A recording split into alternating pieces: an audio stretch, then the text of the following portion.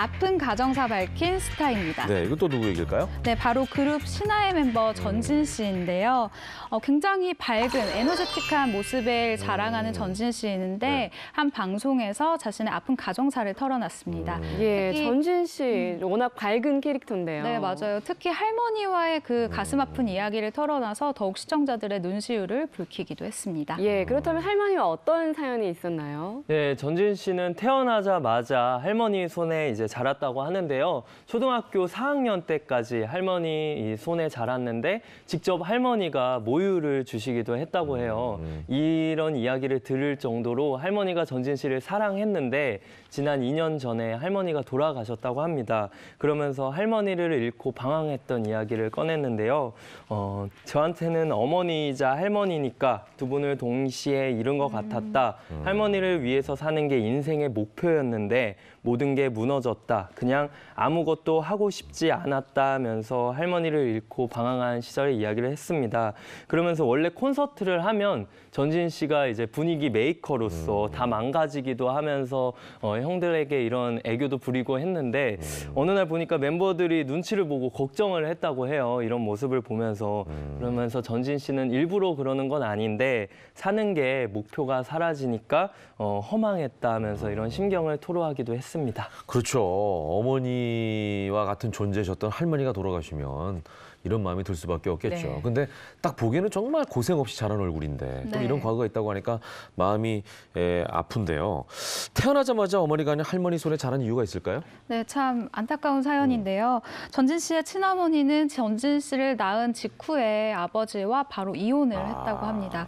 그렇기 때문에 전진 씨 같은 경우는 친어머니의 얼굴을 전혀 모른 채로 할머니의 손에서 이제 자라게 되는 그런 상황이 된 건데요.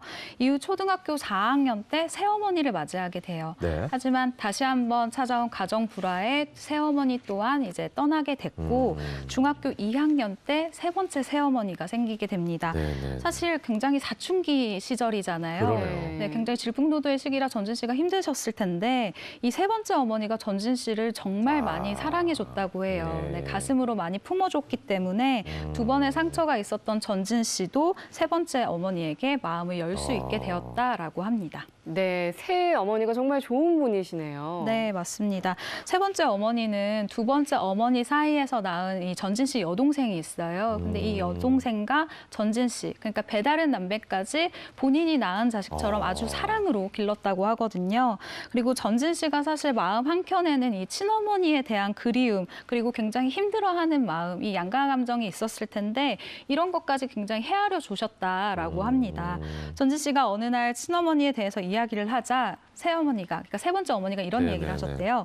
내가 꼭 찾아서 성인이 되면 너와 만나게 해줄게 라면서 설사 다른 나라에 있다고 하더라도 내가 꼭 찾아줄게 라고 약속을 했다고 합니다.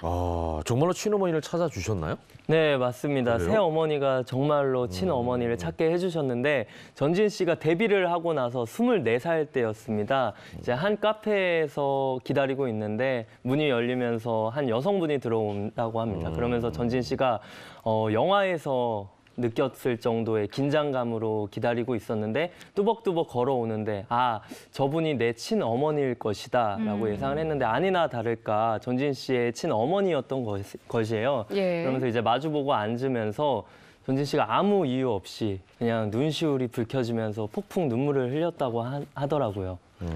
예, 정말 성인이 된 후에 처음 본 어머니 그 상황이 정말 짐작이 안 가는데요. 전진 씨 당시 심경은 어땠을까요? 전진 씨가 아마 크면서 이 어머니에게, 친어머니에게 묻고 싶은 질문이 하나가 있었을 거예요. 왜 나를 두고 가셨냐. 아마 굉장히 그 긴 세월 동안 가슴속으로도 생각하고 나가기 전에 머리로도 생각하고 입 밖으로도 되뇌었을 그 말. 하지만 친어머니를 실제로 보고 나니 그 말이 차마 나오지 않더래요. 그래서 이 이야기를 하는데 굉장히 망설이면서 이 이야기를 결국 꺼낼 수 있었다라고 이야기를 하거든요. 전진 씨의 친어머니는 전진 씨를 언젠가는 만날 거다라는 생각이 있어서 결혼을 또 굉장히 뒤로 미뤄서 결국 나중에 좀 늦은 시간에 했다고 합니다. 당시 전진 씨와 똑 닮은 초등학생 아들도 있었다고 하네요. 그러네요. 그 이후에 그러면 친어머니와 자주 만났을까요?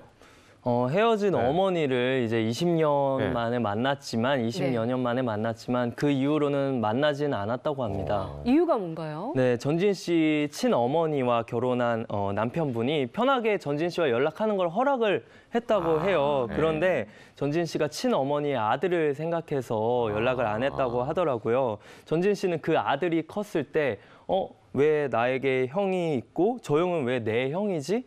이런 생각을 할까 봐. 그래서 24살 이후로는 일부러 연락을 안 했다고 하더라고요. 어리니까 약간 혼란이 있겠죠, 나중에. 네, 그런 것 때문에 예. 이제 연락을 안 했는데 그 아들이 성인이 돼서 자신을 받아들여 줄 때 그때 연락을 할 거다 이렇게 덧붙이면서 자신과 똑같은 경험을 하며 살까 봐 일부러 전진 씨가 자신의 존재를 감추려고 했던 이런 속 깊은 배려가 아닐까 싶습니다. 네.